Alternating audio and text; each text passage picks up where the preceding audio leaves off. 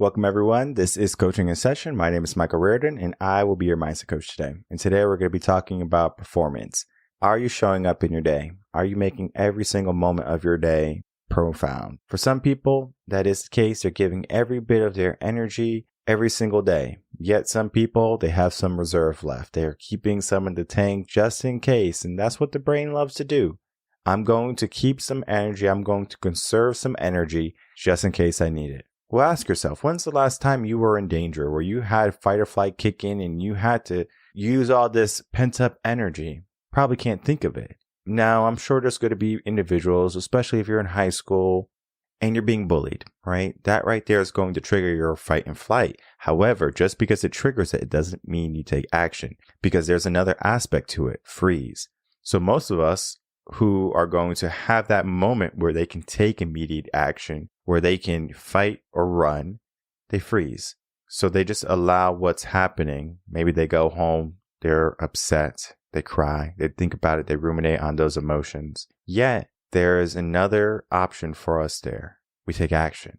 We don't allow the world to push us anymore. We don't allow our mindset to remain simply static. We continually challenge it. We continually ask the questions that are going to move us into the right direction. And it's so important that we have some direction. And today I'm going to be bringing on a performance coach, Mitch Hankins, who's going to be helping us how to understand ourselves and how to get into the performance mindset that we need to not allow fear to rule our life and to allow courage to be present in all of our actions and all of our thinking, all of our movements, in all of our days. Because if we can have just a fraction more courage and we can challenge ourselves, imagine what can happen in our life. So let's get into that interview with Mitch and myself.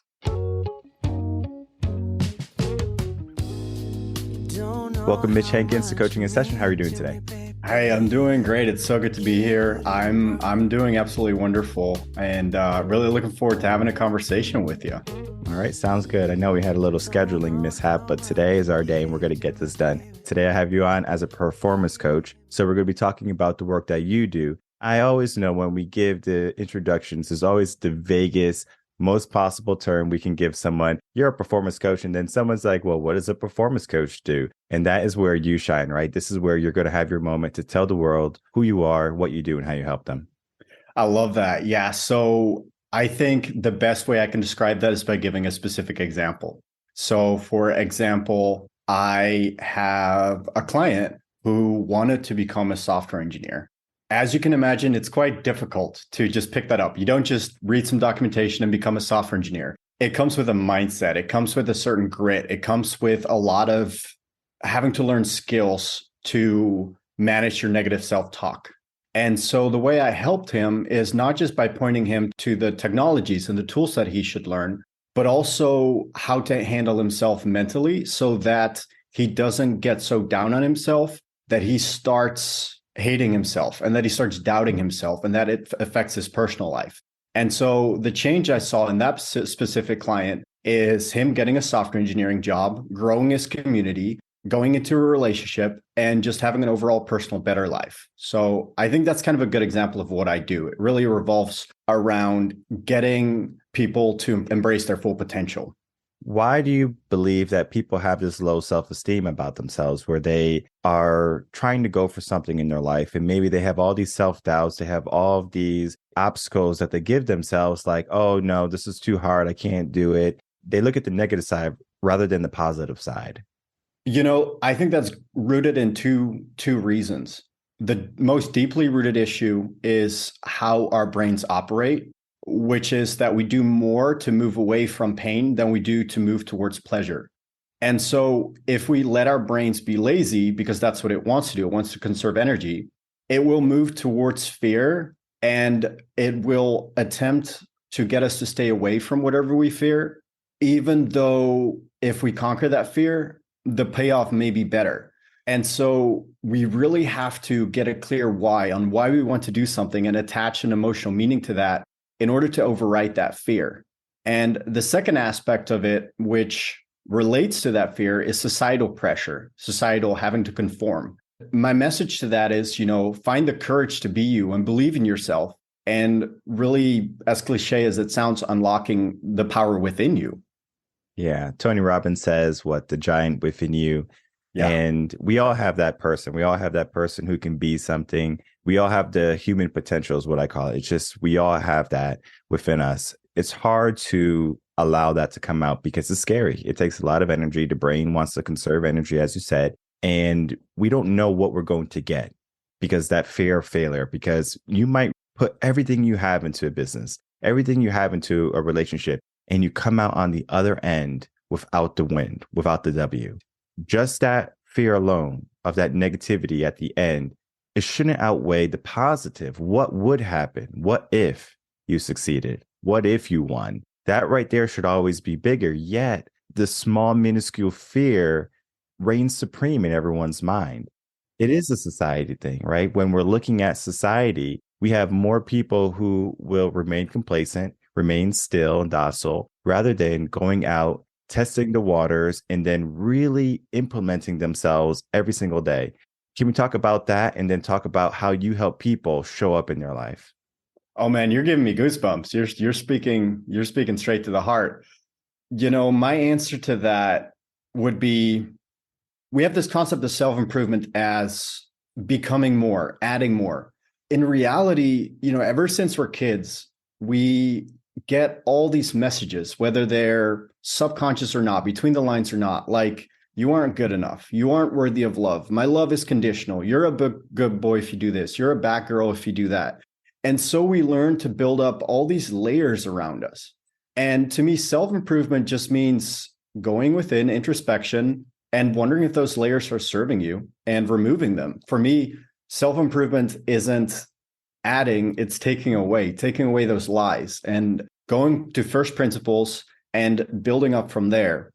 And so when it comes to fear and societal pressures, the irony is that even though those societal pressures are rooted in fear and it feels real, they aren't real. Like, they're things you tell yourself, and they're only real if you believe them to be true. Like, whatever you believe is true. So you might as well replace it with layers or beliefs or rules, however you want to call it, that serves you. And the way I really do that with people is first creating awareness. It's, if people don't understand why they believe something, then it's hard to change it. So the first step is awareness. Like, what's the problem? Like, what kind of pain is it causing? Then once that pain is associated with that layer or that behavior, that belief, the next step is really replacing that, because nature abhors vacuums, right? So you want to replace it. So, to give you a concrete example, it might be, one of my typical one for clients is, I'm just not good at this. Or, like, for example, for programming. And then it's kind of like, well, why do you believe that? And a lot of times it's rooted in, well, in school, like, unless I did perfectly, unless I got an A, unless this, unless that, I didn't feel good about myself. I wasn't rewarded by my community, by my parents, by the people around me. And so then it kind of becomes like, okay, now I have that awareness about why I'm feeling bad about myself. And then it's replacing that with a new way to measure that. For example, what kind of progress have I made? Or what are my goals and how far along am I? And once you replace something that doesn't serve you with something that does serve you, transformations really start to happen. And that's, once people make that click, I'm sure you've seen this as well, people just start changing, and all of a sudden they become more autonomous, they become more motivated. At that point, the sky's the limit. Yeah, I love the idea about just removing the layers, because we give ourselves negative layers, right? We are victims because of our circumstances. So, something that might happen when you're younger, maybe you have abusive parents, unloving parents, maybe there was some substance abuse, alcohol, and you see that as an opportunity to say, well, my dad was alcoholic, he didn't love me, I can't be loved. That layer right there is not helping you, right? Yes, it was your circumstance, it was your life growing up, that was your past. But that does not have to mean that's your present. And it doesn't mean that has to be your future. So many people get stuck in the past and they're like, okay, well, I'm just living in the past, when the present is waiting for you and the future is just right around the corner. And we always say we're going to do it later. We're always going to do it tomorrow. We're going to do it next year, right? We get that mentality of we have that time. We should take some time to really understand what we grew up with, right?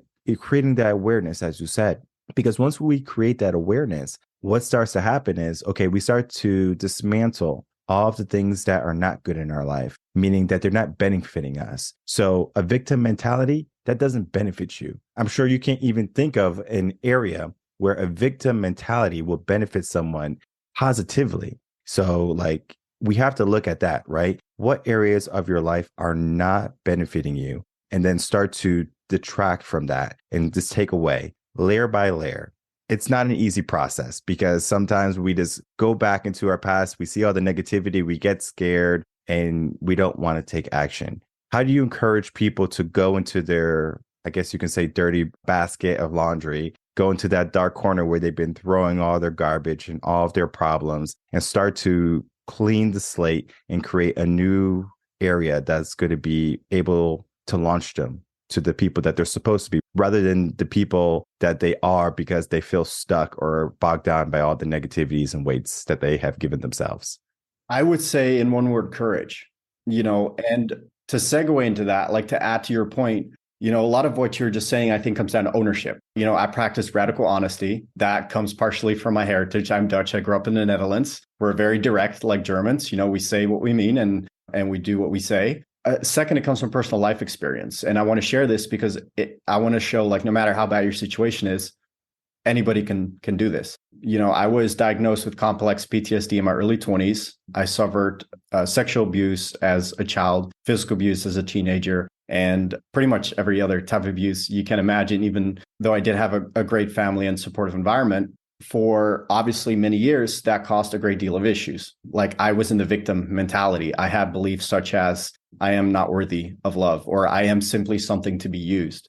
And it wasn't until I started taking ownership, right? Responsibility. Once I got myself out of that victim mindset, I wouldn't even describe myself anymore as a sexual assault victim. I would say I'm a sexual assault survivor, right? Because that changes my story. That lets me take ownership. Having taken that ownership, I no longer have those beliefs. When I repeat those beliefs to myself now, I kind of have to laugh a little bit because I'm like, it's funny, I used to believe that, and now I'm past that. And the word I mentioned earlier, courage, America has this very, especially America has this very, I want to say, perverted definition of courage. We watch movies. I'm thinking specifically of that Will Smith movie where he was like, it's in the future, sci-fi. He has a son. There's aliens who smell humans as fear, and that's how they find them, or something like that. And Will Smith is a super soldier because he doesn't have fear, and so he can kill all the aliens. And that's really the perception that Americans and a lot of people in Western society have about courage, which is, to them, it's not having fear. In reality, courage is the ability to persevere in spite of feeling fear. If you do something that you're not afraid of, that's not courageous. That's just doing something. To answer your question, is the way you move beyond these things is finding the courage to do these things. And again, the only way to do that is by introspection. It's by associating pain and replacing that pain with pleasure. So my example, the beliefs I had cost me pain because I was lonely, isolated. I didn't have romantic partners. I didn't have close friends. And I associated pain with that. And then I replace it with pleasure because now I can be fully vulnerable. I have a thriving community. If I were on a deathbed tomorrow, I have no regrets. That is all because of courage. Yeah, courage is going to be essential if you want to make it in life, like really, truly make a difference in your life. And a lot of people have lofty goals for where they want to be. They want the house, the cars, the notoriety, whatever. They want everything. That is just something that they give themselves. Yet they're not courageous. They don't take the actions to do it, right? Starting a business, right? Leaving a secure 9-to-5 job, maybe a 6-figure job, to start a new career in coaching and personal development, helping people, right? That act of service there. It's a scary thing because not many people are going to succeed. And it's not so much that they don't have the capabilities. It's just that their mental fortitude to persist through the negativity, through the hardships, is not there yet. And so the fact that it gets hard, the fact that it gets dicey, we run back to comfortable. We run back to something that we know that is so familiar. And again, comfort feels good. I'm not going to lie. If you can just not challenge yourself every single day, you go to work, you get your paycheck, you pay your bills, you live a decent life. There's no shame in that. I want people to know there is no shame to live a complacent life. But for the people who are dreamers, for the people who want more from themselves, How do we do that, right? We challenge ourselves. We have the courage, and the courage doesn't come first. It comes after. Yes, We take that's the such a step. good point. Yeah, we take the steps. You see a girl at the bar, right? Maybe you want to start a family, right? That's in the back of your mind. You're not going to start a family if you never talk to her. So you have to have that courage, risk failure, but then on the other side, right, we have something good that can happen, right? We can create that family that you were looking for. But there is that aspect of rejection, right? You could get rejected, but then right there, you have to ask yourself, when you get rejected, two things are going to happen. You never want to talk to another girl again, or you say she wasn't the one for me, right? One is more powerful than the other, right? And it's not the positive one. Negativity wins. The negative thought is going to be more powerful in our brain. Our brain is attracted, it loves negative. And as long as we allow the negativities to reign supreme in our life of, oh, no girl's going to like me, I'll never start a family, that's going to become your reality. We have to look at the positive and we have to make that more powerful than the negativities that we have. What's your take on making positivities more prominent and potent than negativities? Emotion. To me, emotion stands for energy in motion. You notice this, for example, if you suppress emotions, that they typically only come back stronger. It's like Medusa. You cut it off and it just grows 5 new heads. Same with emotions. Like we all have had that with anger, with lust. If you want to replace negativity with positivity, you have to assign emotion to the positivity that is of greater quantity or greater influence than that of the pain, than that of the fear. And I really loved what you said. The mind is absolutely attracted to negativity because the brain's primary directive is to keep you safe. Because if you think about it, the human species is hundreds of thousands of years old. I think over 200,000 years old. We are the descendants of the descendants of the descendants of the descendants of the people that had the most stress, that kept themselves the most safe. So for dozens and dozens of generations, these genes have been passed on. And so our brains are attracted to negativity because it wants to give us a life. It wants us to procreate. It wants us to live. That is, I think, the rational explanation for why there's fear. Of course, there's a lot in modern society that feeds into that, like FOMO, because of the gamification of social media, where, these billion-dollar companies are doing everything that they can to keep your face glued to the screen. And, that feeds that fear. But again, step one is awareness. Why am I feeling fear? Or even like, oh, I'm feeling fear, like why? And then step two is replacing that fear. And, a concrete example, if you're talking to someone at a bar, or if you want to talk to someone at a bar, the negative thought would be like, oh, I will never try to flirt with someone again if I get rejected. And the positive thought can be, well, I stand a chance. And if I do get rejected, then I will simply be better prepared for the next time. And if you adopt that second mindset, the irony is that you will come to crave rejection. Of course, that's not meant in a creepy way, but at some point you start craving it because you can handle it and you know how exciting it is when it does pay off. It's a little bit like jumping off a cliff.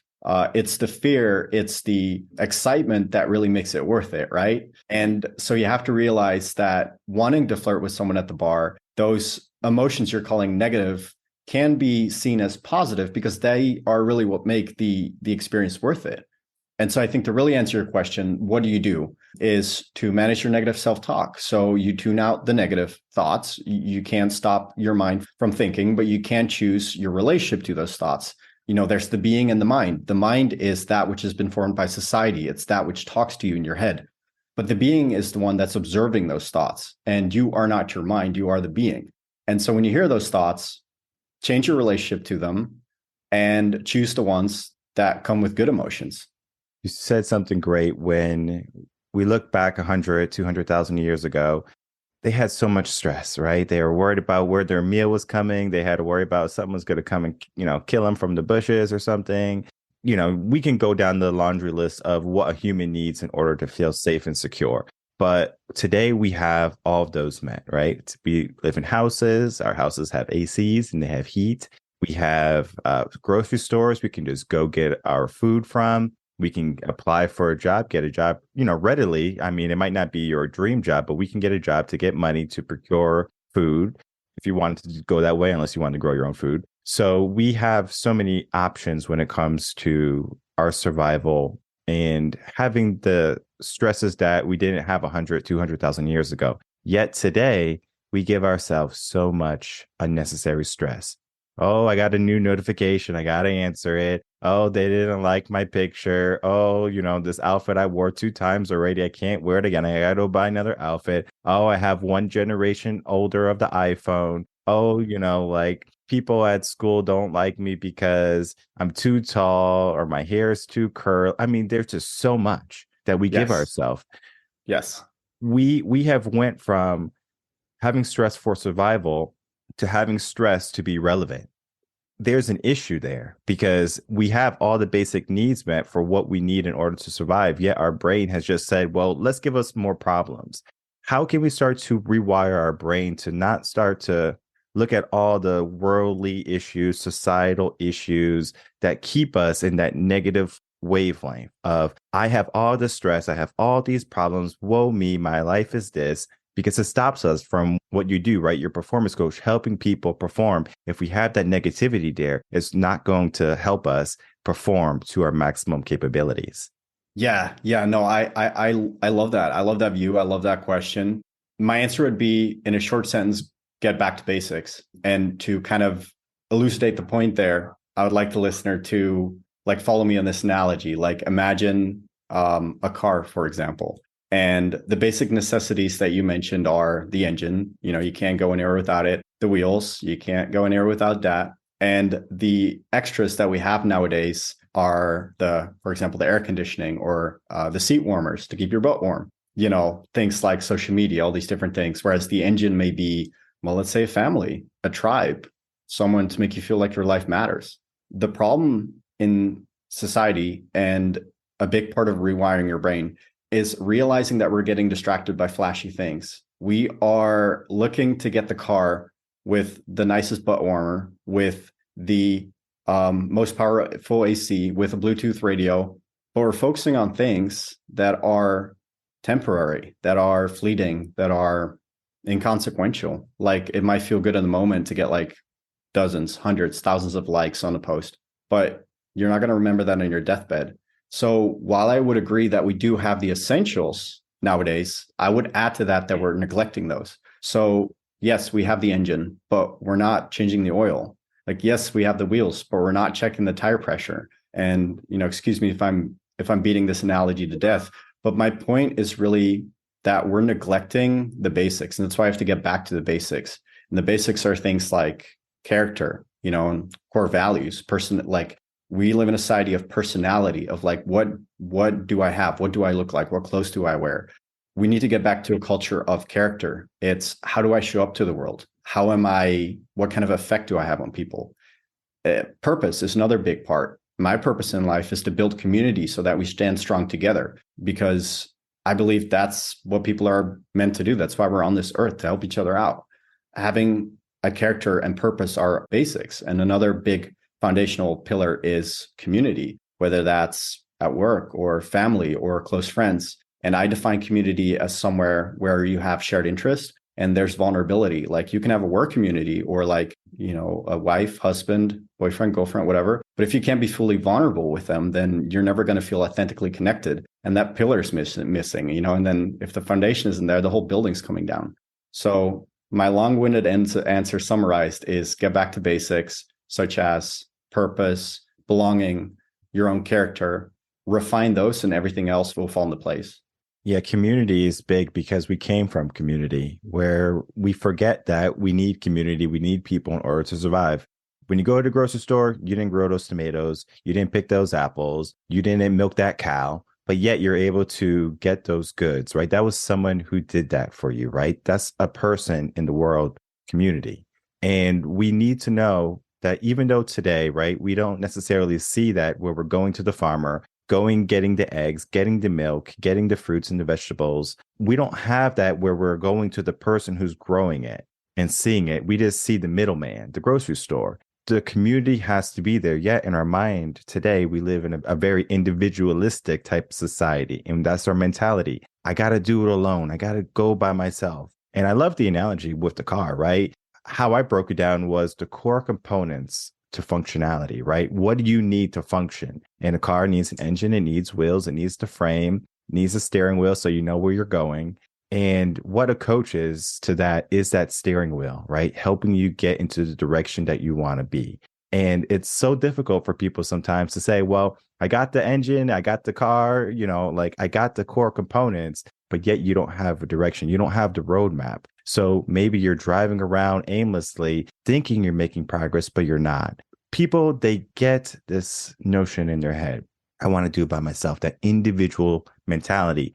If you want to go fast, go alone. If you want to go far, go together, right? That saying right there, right? It's been I've been saying it probably for the past like 2 months on the podcast. Me too. Yeah. Because this is so true. Our world today is shifting, right? And we have to be aware of that shift, what's happening right now. Do we go alone or do we go together? And you can go so much further when you go with people. You need people, you need a coach, you need a mentor, you need someone who's going to be there to guide you, hold your feet to the flames, and challenge you every single day. Because sometimes, again, we get into that complacent zone. We get into that nonchalant way of being where we don't want to push ourselves, where we don't want to be courageous, where we don't want to go after fear. And so we stay stuck. And I know the work that you do, Mitch, helping people be more than what they are, holding them accountable is essential because they have, again, that human potential. They have so much within them, right? They can unlock that power, that giant within them, but they need someone, they need a guide, they need someone who is going to be that person that lights that flame finally.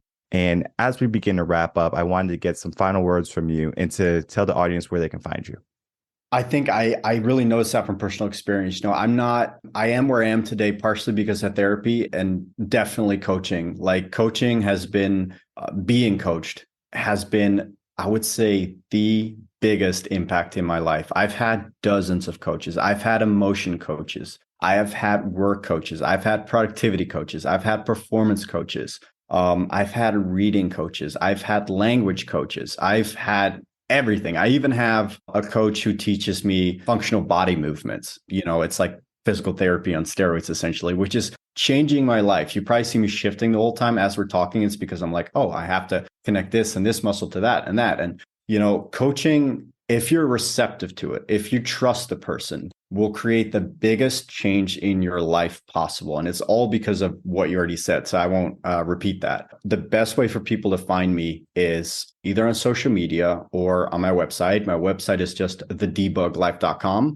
Debug life is chosen because as a software engineer, debugging code means getting the errors out of it. So debugging life, getting the errors out of life. Thedebuglife.com has like my blogs. Then I'm also active on TikTok and Instagram, where I share personal stories, personal wins, personal setbacks, a lot about my dogs because they're hilarious. And that's the best way to find me. All right, perfect. Definitely. I'll put those links in the description box below so people can easily find you, follow you, check out your dogs, and to really begin to get their life back on track. Because the process to changing your life begins with someone who's going to be there in your corner. And yes, you want someone who's going to be there with you every single step of the way. You want to find someone who you trust with everything, your most intimate feelings, and you have to be able to open up. And we live in a very closed society today where my emotions are my emotions, they're not for someone else. And I encourage you to find someone who you could trust, someone where you can feel belonging to, and then you create that bond with that person, because then you're going to find that you can cultivate any type of relationship, any type of reality once you do that. And it's so important that you do it today. I want to thank you so much, Mitch, for coming on Coaching in Session. Great conversation. All right, everyone. I'd like to thank you so much for watching that interview with Mitch Hankins and myself. As you can see, he's going to be a performance coach helping people understand that they have the potential within them to reach their dreams and their goals. And we all have the potential to reach our dreams and our goals. And one of the things I want to harp on right now is I want to talk on the analogy of the car that Mitch was talking about, because it's such a good analogy, where he's saying there's going to be key components in our life that we need to focus on. Yet we don't focus on them in our life, right? So you have to have an engine in the car, and there has to be oil in that engine. But yet people don't do the maintenance on their cars, right? So there's no oil change, and then the oil gets bad, and then the engine doesn't run as smoothly. In our life, we have that engine, right? That engine could be our brain, it could be our heart, whatever you want to think of the engine in your body. What do you do each day or each week or each month or each year to make sure that your heart, your mind, your life is in the peak optimal condition? People don't even take a step back until something is broken in their life. We don't have to wait until things are broken. We can start to take immediate action. So you are unhappy with your career. You want to make some changes. You need some advice. You need to know what to do next. Don't wait until you're $100,000 in credit card debt. You're in foreclosure for your house. You just lost your car through repossession. And now you're getting a divorce because of finances are causing a strain on the relationship. That's a very severe situation, right? We allowed ourselves to not take action immediately, and it started to compound. Things started to become more problems. And the same thing is true in your life, with your body, the car analogy. If something is breaking in your car and you don't fix it, it can cause other things in the car to break. And the same thing in your life. If you don't have, I don't want to say the perfect life, but if you don't have a life that you can be happy, that every single day you wake up with purpose and you're like, yes, I have another day to create some meaning and to do more and to reach my goals or get a little bit closer to my goals or my ideals that I'm striving for. If you don't even have that right there is just showing you that you need some direction. You need some guidance. You need to start to become more aware of your body, of your actions, and then start to implement some changes. Because people are just going to walk through life thinking everything's okay, or they're going to walk through life and they're going to chalk everything up to circumstances. We get to define how we live life. We get to define what we get at the end of life. It might not be exactly what you want because you might want something more. Ask yourself, did you challenge yourself enough? Because we might say, well, I want a big house, but are you doing the things to get that big house? You might say you want a family, but are you doing the things to have a family? Are you doing the things to maintain a family?